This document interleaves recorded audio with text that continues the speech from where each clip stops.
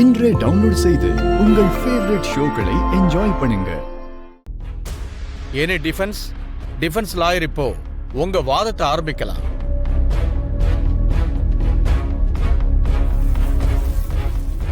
அம்மா பூமி, லாயர் எங்கம்மா காணோம்?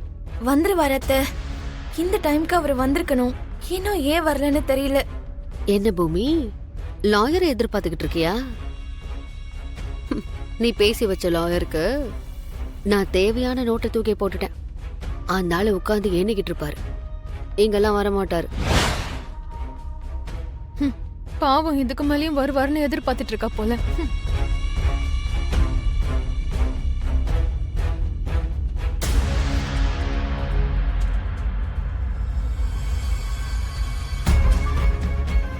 யுவர் ஆனர், இந்த கேஸ்ல பாத்தீங்கன்னா குற்றவாளி கையும் களவுமா பிடிக்கப்பட்டிருக்காரு. அதனால எந்த லாயரும் இந்த கேஸை எடுத்துக்க மாட்டாங்க. சாட்சியெல்லாம் ரொம்ப பலமா இருக்கு. டிஃபென்ஸ் சார்பில் எந்த வாக்குவாதமும் இல்லாததுனால குற்றம் சாட்டப்பட்டவர் தான் குற்றவாளின்னு அவருக்கு தகுந்த தண்டனை அளிக்குமாறு இந்த கோர்ட்டை நான் வேண்டி கேட்டுக்கிறேன். யுவர் ஆனர், இதெல்லாம் பொய் யுவர் ஆனர். தயவு செஞ்சு நான் சொல்றது ஆர்டர் ஆர்டர் ஆர்டர். டிஃபென்ஸ் சார்பில் எந்த வாக்குவாதமும் இல்லாததுனால குற்றம் சாட்டப்பட்டவர் தான் குற்றவாளின்னு அவருக்கு தகுந்த தண்டனை அளிக்குமாறு இந்த கோர்ட்டை நான் வேண்டி கேட்டுக்கிறேன். யுவர் ஆனர், இதெல்லாம் பொய் யுவர் ஆனர். தயவு செஞ்சு நான் சொல்றது ஆர்டர் ஆர்டர் ஆர்டர். பிராசிகியூஷன் தரப்போட சாட்சி ஆதாரங்களின்படி குற்றம் சாட்டப்பட்டவருக்கான குற்றச்சாட்டுகள் தெளிவா இருக்கிறதுனால குற்றவாளி சரி செஞ்ச குற்றத்தை பரிசீலனை பண்ணதில்ல அவரை குற்றவாளின்னு அறிவிச்சு குற்றவாளிக்கு 10 வருடங்கள் கடுங்காவல்.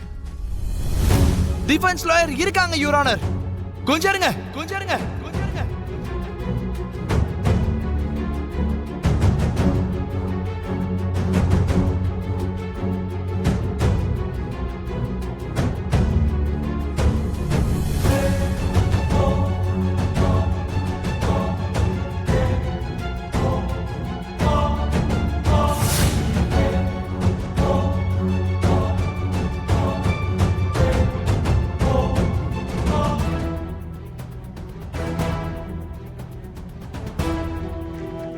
இந்த லாயர் எங்க இருந்து கிடைச்சான்?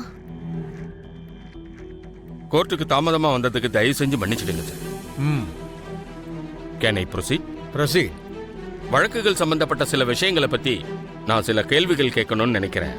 அதனால எஸ்பி சூர்யாவை கிராஸ் எக்ஸாமின் பண்றதுக்கு இந்த கோர்ட் என்ன அனுமதிக்கணும்னு கேட்டுக்கிறேன் யுவர் ஆனர். Permission granted. நீங்க இப்ப கிளம்பலாம்.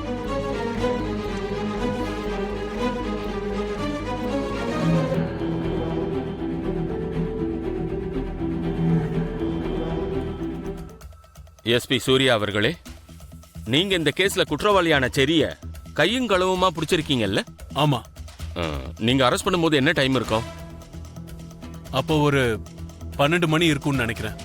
அப்படின்னா சம்பவம் நடந்த உடனே தானே சொல்றீங்க? ஆமா. அந்த டைம்ல லில்லி வந்து போலீஸ் ஸ்டேஷன்ல கம்ப்ளைண்ட் கொடுத்தாங்களா? இல்ல, அங்க நியூசன்ஸ் நடக்குதுன்னு தெரிஞ்சுதான் நான் அங்க போனேன். அவன் அந்த பொண்ணை பலாத்காரம் பண்ணிக்கிட்டு இருந்தான். நான் உடனே போய் பிடிச்சிட்டேன். அப்போ முதல்ல அரெஸ்ட், அதுக்கப்புறம் தான் கம்ப்ளைண்ட் கொடுத்துருக்காங்க.